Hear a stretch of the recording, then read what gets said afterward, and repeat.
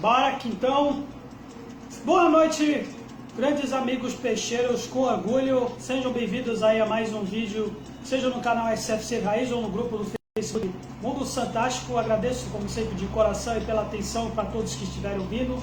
A toda a nação alvinegra praiana que estiver, onde quer que esteja ou também que não esteja no seu ambiente de trabalho ou nesse exato momento descansando aí para esse feriado, esse fim de semana que se aproxima. Quarta-feira, dia 2 de junho de 2021, conforme prometido, falando aí mais uma vez aí do nosso grande Santos Futebol Clube, nessa semana aí que começamos aí com uma dor de cabeça diante de uma estreia ruim do brasileiro diante do Bahia e também relativo a um amistoso, né? Vamos dizer assim, um amistoso, ou um treino de luxo, que o jogo foi de ontem diante do Cianorte pela estreia também pela Copa do Brasil também. Muitos assuntos aí para ser falados aí, para colocar em pauta. Tivemos aí, por exemplo, o anúncio do novo gerente aí, do executivo de futebol, André Mazzuco, que vai atuar ao lado do Jorge Andrade no departamento de futebol do Santos. Também o anúncio do zagueiro, um reforço, o Danilo Boza, vindo aí por empréstimo pelo Mirassol, clube do interior de São Paulo. Boas atuações pela equipe lá do interior paulista, que vai ser um reforço aí na zaga do Santos Futebol Clube. E também há outros assuntos relativos aí também que podem surtir efeito aí nessa semana e nos próximos jogos que o Santos aí vai ter nessa temporada. Começaria a fazer uma análise do que foi o jogo de ontem diante do Cianorte, um jogo que, bom, não vai dar para dizer se necessariamente foi um jogo, mas talvez um treino, para minha humilde opinião, que não dá para se tirar muita lição do que foi aquela partida, só apenas evidencia que nós precisamos melhorar e muito. A gente está numa situação muito difícil aí, que fizemos aí depois das saídas de pontos-chave, né, grandes referências no Santos, saída do Pituca, saída do Soteldo, por exemplo, quase aí já se fala, por exemplo, numa suposta saída do Caio Jorge. Em julho ele já pode sair, pelo menos ou assinar um contrato, né, um pré-contrato para qualquer clube, se ele não renovar e continuar aí com seu vínculo atual para até 31 de dezembro de 2021. Se o Santos não renová-lo, ele pode sair já nesse segundo semestre e a equipe, aí o clube vai haver navios aí numa situação que se encontra financeiramente aí com vários problemas, várias dívidas se encontrando. Por enquanto ainda não vem o problema do transfer ban na FIFA, tá para vir o problema do Gabigol, daquela grana que o Santos deve para o Barcelona por causa da prioridade, infelizmente. Mas enquanto isso, né, a gente está nessa calmaria aí de transfer ban, por enquanto, não atacando as nossas finanças. Um abraço aí para todos aí que estiverem aí vendo aí, estão vendo aí os comentários, beleza? Eu vou comentar bastante aí também, beleza?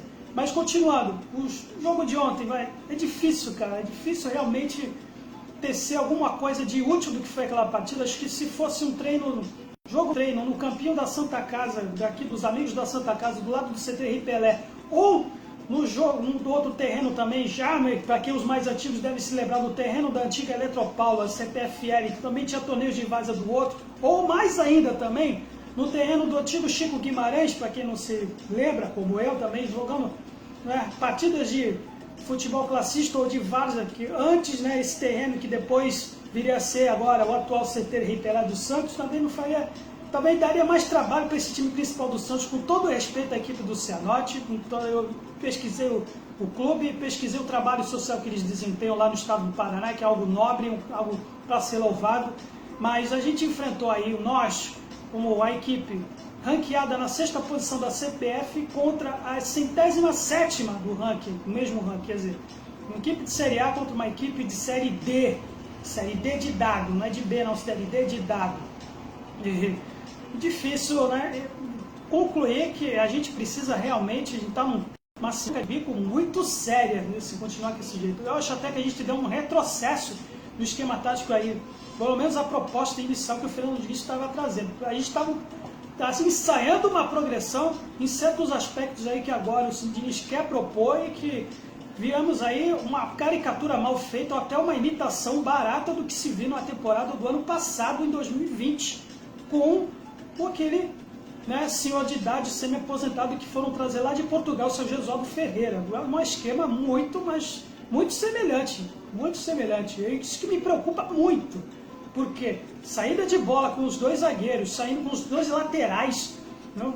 Dois cones, literalmente, que se tornam verdadeiros pontos de interdição lá no meio do campo, sem operação, sem atividade alguma. Eu acho que é uma coisa absolutamente básica que o Santos está matando aí, sendo que qualquer equipe de Série B faz alguma saída de bola melhor do que a do Santos, cara. O mesmo próprio Mirassol que está vindo aí agora, vindo do Danilo Boza. Vimos aí, para quem viu depois a partida do São Paulo, com o Geno mesmo tendo perdido aí com uma equipe reserva contra o 4 de julho de Piripiri, mesmo eles, né, apesar da derrota, tem mais propostas, tem mais recursos do que nós em termos de saída de bola, jogando com uma equipe titular. Isso que é muito preocupante nesse time do Santos. E que o Fernando Diniz precisa arrumar isso urgente. Urgente porque vai se aproximar aí 2 jogos que vamos ter uma sequência aí em casa, que acho que o Santos precisa aproveitar, porque depois vamos ter aí uma sequência de jogos difíceis aí. Teremos aí Fluminense, próprio São Paulo, Atlético Mineiro, Grêmio, Sport Recife, e no intervalo de 3 dias de descanso. Né? 3 dias de descanso contra adversários potenciais aí, com um elenco, não, pelo menos com um esquema, só que o modo bem melhor do que o nosso. E o Santos precisa abrir o olho, Fernando Diniz precisa abrir o olho, aproveitar esse tempo, um pouco mais de intervalo desses jogos que vamos ter aí dentro de casa, né, contra Ceará agora e depois contra o Juventude, ambos na Vila Belmiro, para poder revisar aí, ou pelo menos aprimorar o que tem nesse quesito aí de saída de bola, de propor o jogo, porque nós não temos material humano para fazer isso, de propor o jogo. Eu acho que todo mundo sabe, todo mundo viu, acho que até o Cianorte percebeu que a melhor coisa que o Santos, para se enfrentar um adversário como o Santos, é propor o jogo, dar a posse de bola para eles, porque não temos assim uma efetividade, uma coisa, agressividade ofensiva que o Santos possui. É literalmente preocupante você ver, depender de saídas de longa distância de zagueiros ou até mesmo de volantes, como o Fernando Diniz quer fazer com o Alisson, da mesma forma que o Gesualdo que tentou fazer também quando estava aqui, né?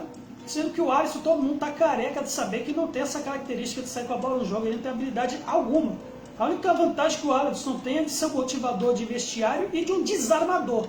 Um cara que dá o combate e mesmo assim, não tão atrás da linha da zaga, um cara que dá o combate antes dos adversários chegarem na nossa intermediária. E tentar fazer de novo o Alisson virar um Pirlo da vida, ou um Golo Kanté da Vila Belmiro, acho que dá murro em ponta de faca.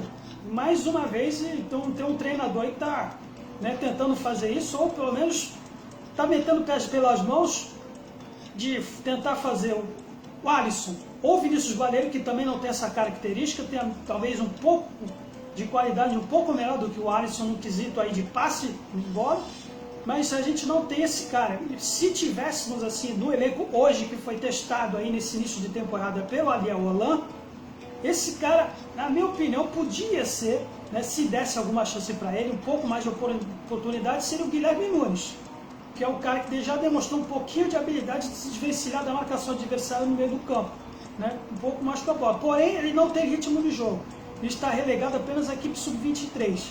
E é bem improvável que o Fernando Diniz aproveite o Guilherme Nunes para fazer essa proposta que ele quer de recuar um volante para ajudar nessa saída de transição de bola no pé para tentar fazer a ligação para o meio do campo.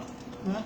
Um abraço aí para todos que estamos juntos aí, amigo Bruno Barros, sempre Santos, vou também falar a respeito aí do assunto de Diego Tardelli, Paulo Henrique Ganso. Entretanto,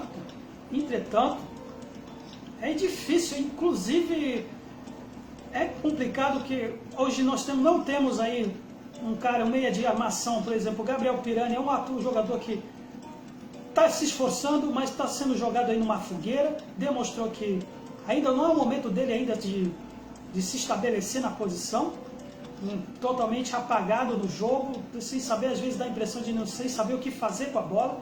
Né?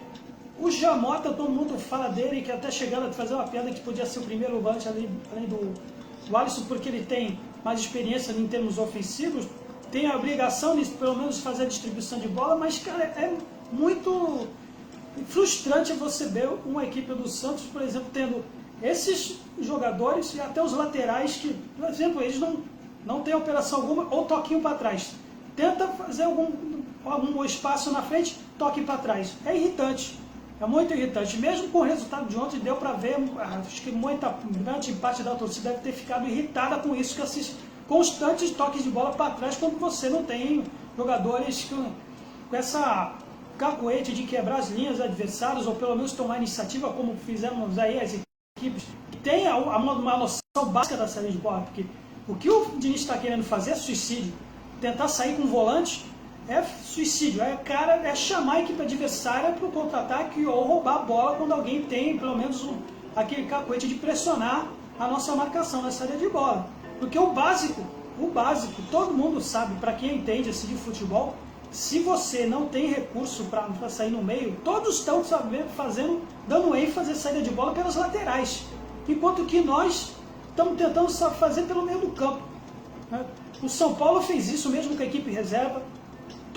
A maioria das equipes adversárias, os rivais, priorizam a saída pelas laterais. Mesmo o próprio Sampaoli, que tentou aí impor também com aquela proposta de 3 zagueiros, colocava o Jorge e deixava até o próprio Luiz Felipe, eu falei dele do Luiz Felipe também, né, o Veríssimo na lateral, como falso lateral, mas a saída sempre era pelas pontas, e não pelo meio, como tentando fazer o Diniz.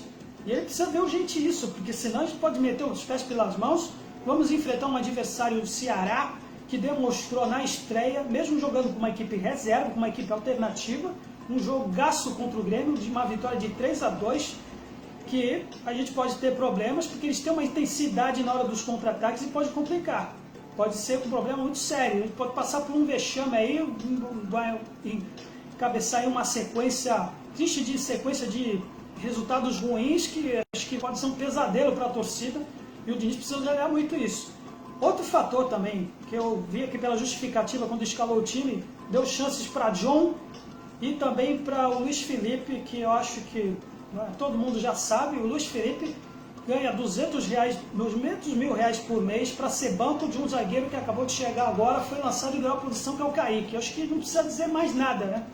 Não precisa dizer mais nada, que não dá mais para o Luiz Felipe, por mais que o Diniz tenha dito depois na entrevista, por ter dado oportunidades para ele, que ele treina, foram bem nos treinamentos. Olha, isso se fosse parâmetro para escalar a equipe, eu acho que até muitos dizem aí, dos setoristas, dos batidores, dizem que o Lucas Crispim é bom de treinamento, mas era reserva.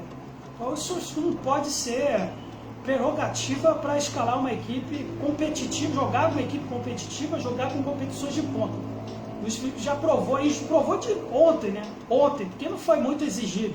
Mesmo assim, teve momentos aí que o John, com aquela mania obscura dele de sair para o gol, bateu o desespero do John toda vez que vê o Luiz Felipe na frente dele, porque se ele também não intervém, podíamos ter tomado bola nas costas do Luiz Felipe também, contra jogador centroavante de uma equipe de Série D, né? E outra, se Luiz Felipe tem vaga nesse time, o Lucas Venuto também tem. É um rapaz que está sendo aí de certo modo até injustiçado. Eu acho que o Marinho, por exemplo, enquanto ele esteve aí com esses problemas de Covid, problemas também de lesão, embora ele não quis jogar, mesmo sendo apto aí para o departamento médico, ao invés do Ângelo, que também eu acho que não deveria assim ser jogado com tanta ênfase na escalação, tem um atleta com mais experiência, com uma formação óssea de adulto, que é o Lucas Venuto. Eles poderiam aproveitar mais esse rapaz, que também joga, assim como o Marinho, pelo lado direito, também, embora seja canhoto como o Marinho, mas também tem um cacuete de jogar pelos lados ofensivos também. E a única oportunidade que o Lucas Venuto teve foi quando uma partida diante do Botafogo de Ribeirão Preto pelo Paulista, onde ele atuou até fora da posição dele pelo lado esquerdo, e mesmo assim ele demonstrou um certo esforço, mostrou apetite para jogar. Então, é uma alternativa ao Marinho, que ainda continua, quando não atua bem, fica mendigando falta, ele precisa parar com essa mania, né?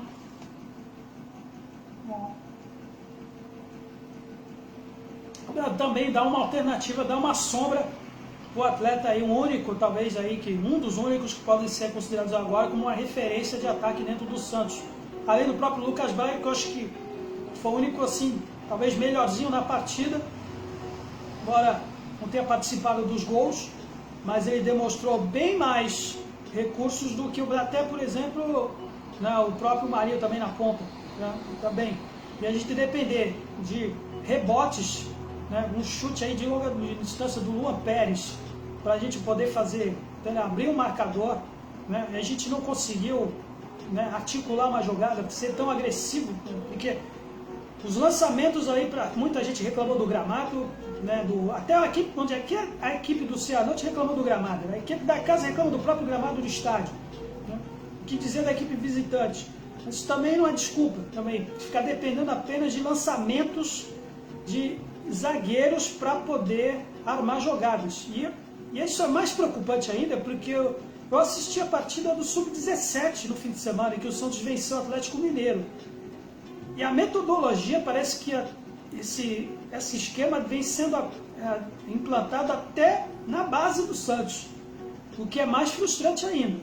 Embora o Santos tenha ganho esse jogo, quem viu a partida, o Atlético Mineiro do Sub-17 amassou a equipe do Santos, pressionou o tempo inteiro a equipe do Santos. Abriu os 2-0 na etapa inicial, com 2-0, com aquele típico esquema do Sampaoli de abafar a equipe do adversário sempre com aquela intensidade, não dando oportunidades para sair na bola, sempre pressionando a nossa marcação na linha da defesa do Santos. E eles teve um momento aí que chegaram até a pensar que podíamos ter sido goleados no CDR Pelé nesse jogo aí.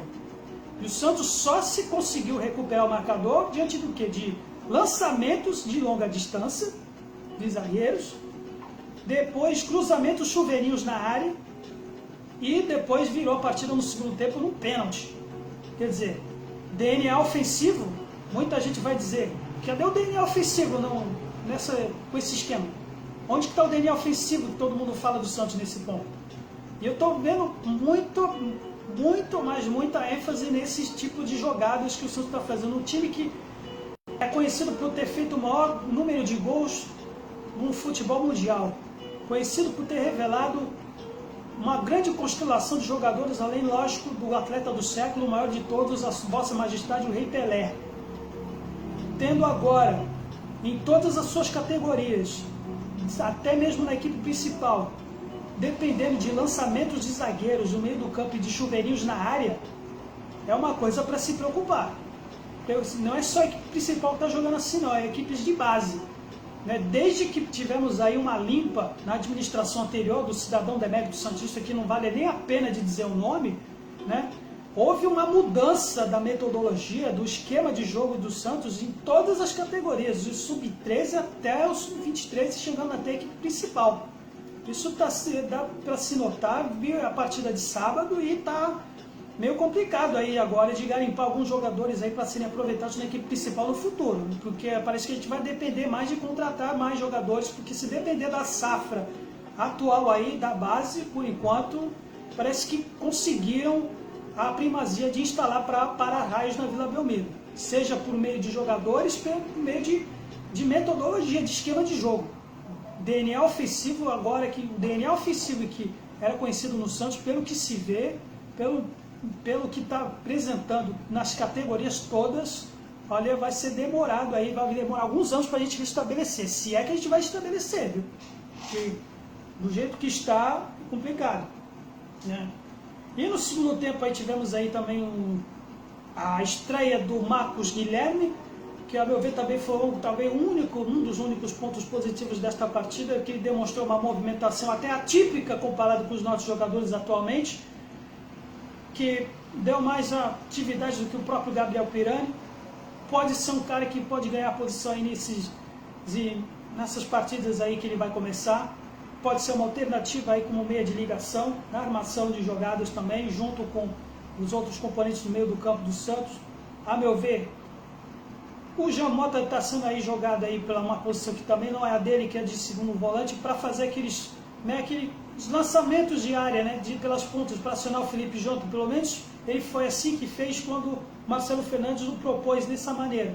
Só que agora houve esse retrocesso, né, porque nem isso eles estão fazendo, pelo menos nas partidas diante do Bahia e diante do Cianorte não fizeram. Fizemos aí só acionar o Alisson e o Jamota jogando aqueles toquinhos para trás, e nada dos nossos laterais serem acionados. Isso precisa ser revisto porque é um esquema muito previsível e até no certo modo suicida que o Diniz está querendo fazer.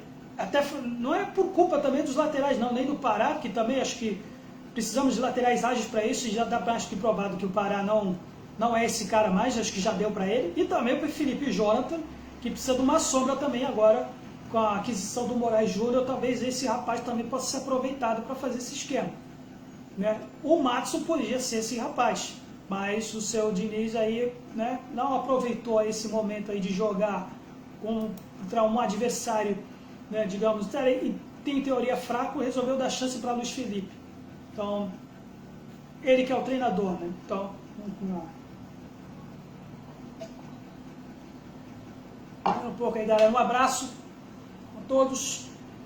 Bom, eu ia falar aí do Diego Tardelli. Acho que o Diego Tardelli tem uma certo entreveiro aí com relação a ele, porque, segundo consta no noticiário, o Departamento de Inteligência e de Análise de Desempenho do Santos, acho que reprovou o Diego Tardelli já a princípio, pelo fato da idade, além da idade avançada dele, que é de 36 anos, como também o fato de ter um histórico de lesões frequentes aí na sua estadia no Clube Atlético Mineiro. Isso pode pesar contra a aquisição do Diego Tardelli, então pode ser carta fora do baralho a princípio. Né? Aí que talvez, se porventura o Caio Jorge já poder sair, né, arrumar aí um pré-contrato com o clube em julho, Diego Tardelli parece que não é uma das opções aí para nossa posição aí de centroavante dentro do Santos por enquanto. Né? Paulo Henrique Ganso, eu já tinha falado a respeito dele. Paulo Henrique Ganso, a princípio todo mundo, quem defende, tem que ter pessoas aí mais próximas aos bastidores do clube, lembrando aí do momento do episódio, da maneira como ele saiu. Há muita controvérsia até hoje se realmente, né, se foi realmente íntegra a saída dele no Santos naquela época ou não. Entretanto, dizendo assim como torcedor, a princípio, né, pelo histórico, né, das declarações dele, em especial no momento que ele esteve num rival lá do Morumbi, é melhor ele continuar por lá mesmo. Mas, se, pelo que se consta, né, nas declarações aí de noticiários da imprensa, de que ele porque quer ir para o Santos, porque não tem mais oportunidade no Fluminense, talvez ele tenha uma chance de se redimir dos pecados que ele cometeu com a língua solta. Ele falou muita besteira, especialmente quando esteve nos tempos de São Paulo. Então, como torcedor, eu não queria mais o Ganso. Mas, né, todo mundo, é inegável que ele tem uma habilidade que fez ele ser o Paulo Henrique Ganso nos melhores tempos dele de Santos. Ele foi uma peça fundamental, inegavelmente, naquela campanha de 2010 e também no título da Libertadores em 2011. Depois, já naquela temporada, ele já estava fazendo aí uma espécie de curva descendente na carreira dele. E aí depois foi só frustração, pelo menos alguns lampejos aí que ele teve nas passagens nos outros clubes. Depois ele voltou a não ser o mesmo Ganso que foi na época de Santos. Então, que ele, se caso ele quiser, se caso o Santos entender que ele é realmente uma alternativa aí para a nossa equipe, que ele se redima dos pecados aí, né? Meu Ganso. Bom, voltando aí, por exemplo, aí do nosso time do Santos, vou falar um pouco do André Mazzuco, que foi anunciado aí como novo homem na direção do futebol do Santos ao lado do Jorge Andrade. Com isso aí culminou na saída do dirigente e também, né, que estava aí compondo aí o cargo, José Renato Quaresma. Saiu do cargo para a entrada agora do André Mazzuco. Para analisar aí o histórico dele, muita gente está falando que pode ser um karma aí meio negativo pelo fato dele ter feito aí trabalhos em equipes que tinham sido rebaixadas, tanto no Vasco quanto no Cruzeiro. Né? Pode ser, para quem gosta de superstição, realmente não é uma coisa, não é um bom antecedente, né, trazer um rapaz que tem um histórico nesses clubes que acabaram indo para a Série B. Entretanto, né, acompanhando a linha do raciocínio da diretoria, pelo histórico dele, vasculhei aí, por exemplo, algumas declarações de pessoas ligadas aí aos clubes, ex-clubes na qual ele atuou, uma reportagem do jornal do Diário, né, portal digital O Tempo, acho que de Minas Gerais, citando aí o trabalho que ele realizou, por exemplo, no Vasco, né, o André Mazzuco, quando ele esteve lá no Clube de São Januário. Né. Na ocasião, o Mazzuco ficou aí 1 ano, ele foi responsável por trazer o centroavante Germancano e o Benítez na equipe Cruz Maltina. Né. E, segundo testemunhos, o trabalho dele foi muito elogiado por scouts, pelos olheiros, e também tem muito contato aí no futebol sul-americano. Dada aí, por exemplo, a aquisição desses 2 atletas aí sul-americanos na equipe de São Januário. Nesse trabalho aí de pesquisa que ele tem, de análise de desempenho, ele conseguiu aí executar a compra aí dos argentinos Germancano e do Martim Benítez. Teve aí acertos aí para citar, embora também alguns pontos negativos pelo fato de que ele, na gestão, na direção de futebol do Vasco, ele foi responsável por 13 contratações, e sendo dessas 13, apenas essas 2 citadas aí que surtiram mesmo, que deram suco na equipe de São Januário. Talvez acabou tendo a fama aí de mandar contratar muito, mas que tem pouco resultado concreto, ou pelo menos no quesito aí de aproveitamento de elenco, só 2 vingaram por lá. Entretanto, ele também, de certo modo, aí, pode-se dizer, segundo testemunhos, ele teve um trabalho aí, digamos, um pouco limitado pelo fato de ter que lidar aí com dirigentes centralizadores, né, algo muito comum aí no nosso futebol brasileiro, que dão pitacos também nas contratações e que querem participar junto com dirigentes de futebol. E aí acaba, digamos, limitando aí o trabalho ou a capacidade do dirigente de futebol. E todo mundo sabe, né, como é treinador, ou seja, presidente, quer dar o seu pitaco também, quer contratar esse ou aquele, e acaba, né, de certo modo, reduzindo aí o poder do profissional que está lá, pelo menos para ajudar aí no fim, né, mas por questões de hierarquia, acaba cedendo. E o Mazzuco tem esse antecedente, essa especialidade, aí já vai na linha de raciocínio da diretoria, de trabalhar com orçamentos reduzidos em ambientes de crise. Por exemplo, né, na ocasião, quando ele trabalhava no Vasco, tinha problemas relativos ao CT, né, por exemplo. No Cruzeiro, depois, ele já teve uma estrutura melhor, segundo aí testemunhos do próprio jornalista aqui que cita aí a reportagem, que tinha uma estrutura melhor no Cruzeiro do que no Vasco. Nesse ponto ele não teve esse problema. Porém, convivendo aí com vários episódios de salários atrasados, um problema muito sério aí do elenco sendo desgastado por problemas de durar em dia, de repente um mês durando 3 meses, ou 4, ou 5, ou 6, e tudo isso, e o Mazzuco, né, tentando trabalhar aí nesse ambiente, né, nessa coisa dos salários, né, que acaba minando aí as pretensões de um elenco, de uma equipe profissional, né. Aí pode dizer assim, pô, ele trabalhou só pegou bucha, e talvez por essa razão que a diretoria o trouxe, né, porque ele é especialista em ambientes de crise. Falando mais um pouco, né.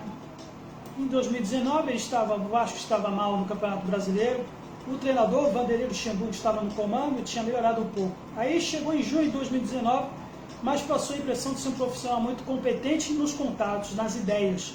Porque é claro que quando você é um profissional de gestão mais novo e trabalha com um técnico mais velho, sempre tem um pouco dessa dificuldade de aceitar que o mais novo possa ter tanto poder, né? E aí ele vai mais além aqui. A gente tem que entender que existem dinossauros do futebol, que aí tem aí o exemplo dos dirigentes, né? Vanderlei, Filipão, né?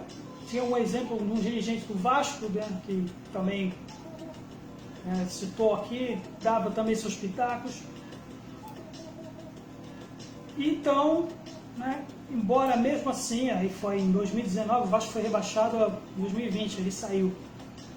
Aí ele foi para o Cruzeiro, em 2020, quando já estava aí já na Série B. Aí dando testemunho do trabalho dele aqui, né, no Cruzeiro, que teve vários dirigentes aí, teve 4 aí, pessoas ligadas, inclusive o ex-centroavante David, que não teve uma atuação muito feliz por lá, mas pelo testemunho aqui do que se fala do Mazzuco, se for o que, né, muitos falaram dele, do histórico, tanto no Vasco quanto no Cruzeiro, não há que se temer não. Né? Pelo contrário, ele pode até encontrar um ambiente muito produtivo, muito bom dentro do Santos e, né, para quem gosta de superstição, tomara que não temos não tem esse karma que aconteceu nas 2 equipes anteriores. Né?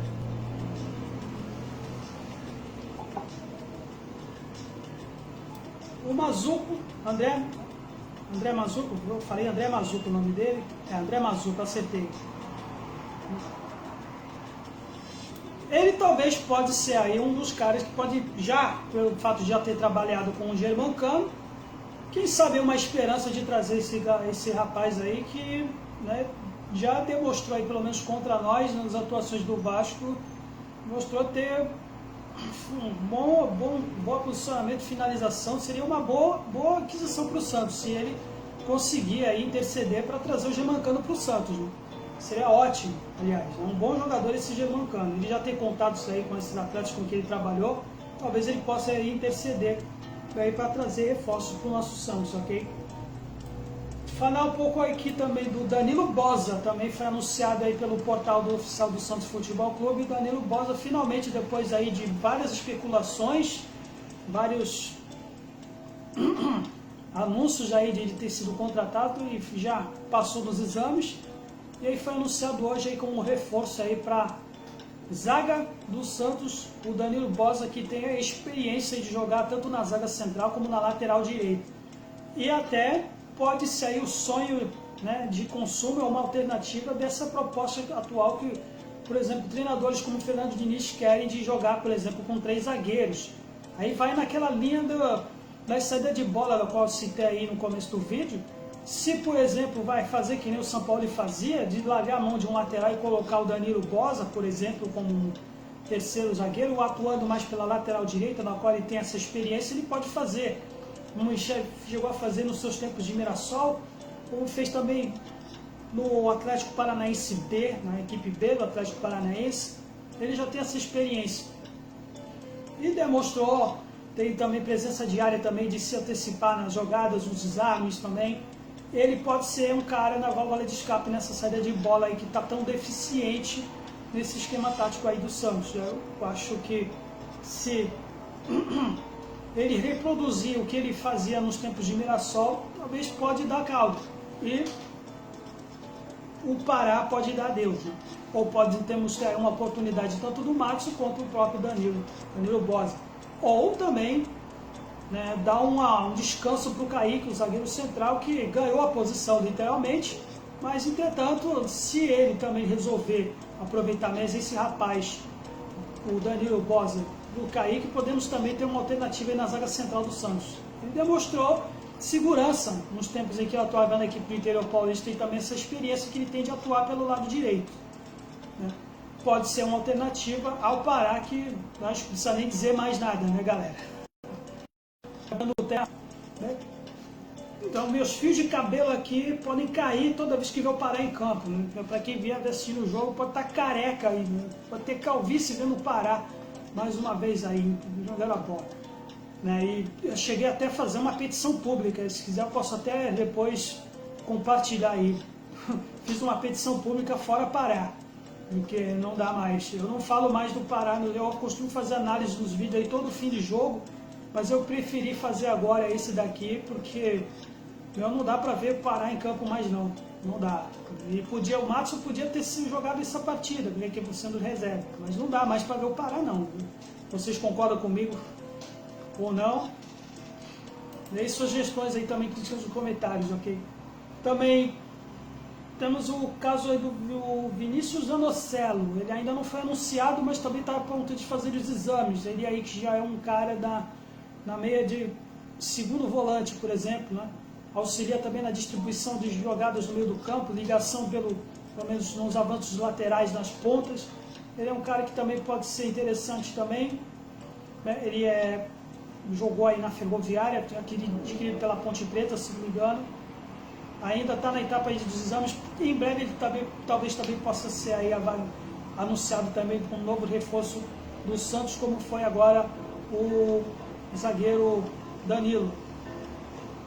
No caso também do Moraes Júnior, esse aí é um rapaz que também já demonstra também uma qualidade técnica, também, de habilidade, comparado com o Felipe Jonathan. Ele é um cara que gosta de...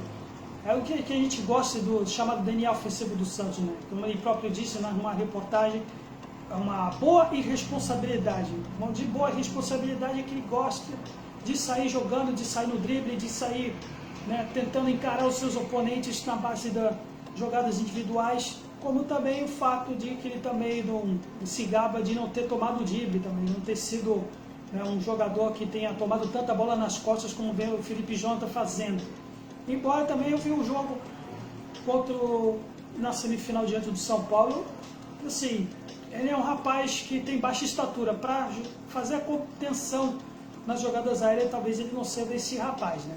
Porque cara, mano a mano com o Miranda e com o Arboleda, né? Então, o primeiro gol que eles tomaram naquela ocasião foi nas costas dele, né? Parado, e os dois caras atrás ficando no calote dele fizeram o gol de cabeça. Outro fator também é que ele também, acho que houve um lance nesse jogo em que a bola, o terceiro ou quarto gol, se eu não me engano, veio no lado dele também, com o avanço dos laterais dele, adversários, não conseguiu acompanhar e acabou, né, tomaram um terceiro no placar que depois surgiu no 4-0 para eles lá naquela partida. Então, assim, ninguém é perfeito, né? Ele também pode ter um pouco de suas deficiências. Talvez também podemos testemunhar aí algumas bolas nas costas deles, mas talvez com não tanta intensidade como se vê com o seu Felipe Jonathan. E é isso. Sábado teremos aí jogo contra o Ceará, que provavelmente pode, né, se optar jogar pela sua equipe titular ou não, porque eles estão priorizando aí o jogo pela Copa do Brasil diante de um clássico, né, contra o seu arquirrival Fortaleza, razão pela qual eles jogaram a partida de estreia contra o Grêmio com a equipe alternativa, porque eles também estão tentando contrabalancear o fator físico também. Está um momento muito difícil deles também de conciliar essa maratona de jogos que eles tiveram também na Copa do Nordeste e também essa transição aí de pouco descanso da estreia do Brasileiro, Copa do Brasil, assim como o Santos também teve. Então esse fator também pode ser um pouco pesar para nosso favor, já que tivemos, né, se eles optarem com uma equipe titular, podemos estar aí com uma equipe um pouco mais descansada. Entretanto, né, com a proposta que o Guto Ferreira faz aí de um esquema de fechar a casinha quando joga fora de casa, com um contra-ataque, explorando as velocidades dos contra-ataques, o Santos pode ter problemas. E é um jogo difícil, não vai ter jogo fácil nesse Brasileiro. A gente fala Ceará pelo nome, né, e com relação aos outros rivais. Entretanto, demonstrou personalidade com uma equipe alternativa diante do Grêmio, né, com uma equipe reserva. Né, com o time titular, talvez também, né, se o fator físico pesar, talvez nós podemos aí fazer um placar aí do mês de 1-0 contra, né, e nos recuperarmos aí e ganhar terreno depois, porque se aproxima contra jogos aí bem mais teoricamente difíceis do que vamos enfrentar nesses jogos aí como Ceará e Juventude. Né? Nós não temos ainda recursos aí para jogar né, para propor o jogo. Somos uma equipe de contra-ataque, conforme já foi dito aí por vários especialistas no ramo do Santos, né, que acompanha o Santos de perto. O nosso material humano que nós temos é de contra-ataque. Então, não dá para ficar propondo o jogo por enquanto. Né? O que talvez podemos fazer agora, nesse momento, como, por exemplo, fechar a casinha também, como faz as outras equipes, também explorar as velocidades, como, por exemplo, o Marcos Guilherme é um rapaz aí que demonstrou velocidade, é um rapaz que o Fernando Diniz já declarou aí há poucos, nas entrevistas dele, que quando tentou trazê-lo para o São Paulo, tem essa característica, um cara voluntarioso, que pelo pouco que se viu diante do Cianorte, ele pode ganhar a posição já. Pode aí descansar um pouco o Gabriel Pirani, né, aproveitar que ele está aí tinindo aí no aspecto físico, pelo menos agora não está com problemas, e fatalmente aí no meio dessa mediocridade que a gente se encontra agora, nesse elenco do Santos, ele pode ganhar posição. A meu ver, na minha escalação particular aqui do Santos, seria João Paulo, de titulares, na lateral direita o Madison, acho que já deu para o Pará, precisamos o Madison é um rapaz que podia fazer esse esquema de saída de bola do Diniz, se ele quisesse, né, até para dar mais rodagem para ele. É um rapaz interessado na parte tática, já demonstrou pessoalmente que ele gosta de olhar o jogo, né, embora também, alguns momentos ele também falhava, momentos em que ele substituiu o Pará também, mas é um rapaz que tem explosão, tem um bom jogo aéreo, e também pode ser explorado também o fator de sair pelas laterais. Chega de ficar tentando sair com o volante. Né? Na zaga central, por enquanto, o Kaique, se porventura, por exemplo, esse Danilo Bosa, né, reproduzir as atuações que ele fez aí diante do Mirassol, também pode ser aproveitado. Luan Pérez é o único cara que, né, por incrível que pareça, tem sido mais eficiente que os nossos volantes quando ele avança nas laterais. O primeiro gol que o Santos surgiu foi justo num chute de longa distância dele para a conclusão do Caio Jorge de rebote. É muito pouco. E mesmo o próprio Luan também, ele junto com o Kaique, acho que aí já não acho que seja também tanta responsabilidade dele.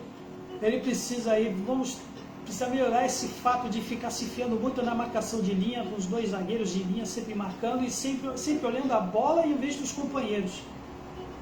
O Luan Pérez também falha nesse ponto junto com o Kaique. Na lateral esquerda, por enquanto ainda o Felipe Jonathan. Eu espero que o Moraes Júnior seja esse rapaz aí que ele se gaba tanto de ser também, de ser uma boa responsabilidade. A gente precisa de um lateral ousado, ofensivo, coisa que o Felipe às vezes dá, né, quando ele dá, depender só dele, não dá para ficar pela segunda temporada consecutiva com apenas um lateral esquerdo de opção, não dá. E o Felipe, todo mundo se lembra, para quem não se lembra, ele já era do Santos, né, com seu vínculo 100% do Santos, e conseguiu ser banco de um atleta emprestado que era o Jorge na época do São Paulo em 2019. Ele só se virou titular depois que tivemos esses problemas aí de transfer ban, pandemia, né? E aí foi assim, é assim que nossos jogadores se estabelecem, tanto o Luiz Felipe, Jamota, o próprio Felipe Jonathan e por aí vai. No volante, o Alisson ainda por enquanto, mas a gente precisa de uma alternativa também. Já tinha dito que talvez o Guilherme Nunes podia ter um pouco mais de técnica, podia ter sido um pouco mais testado, mas o Alisson, né, é um cara que tem essa característica de liderança dentro do elenco, acho que é muito importante, por mais que o pessoal critique ele. Mas ele é limitado, né? É limitado. Também precisa de uma sombra nesse meio do campo. Na fase do segundo volante, pode ser o Jamota, entretanto, também tira um pouco da pouquíssima, da reduzida capacidade técnica dele, que é de armação de jogada. Né? Ele está sendo puxado aí para jogar de segundo volante ou até de primeiro volante, né? Conciliando com o Alisson.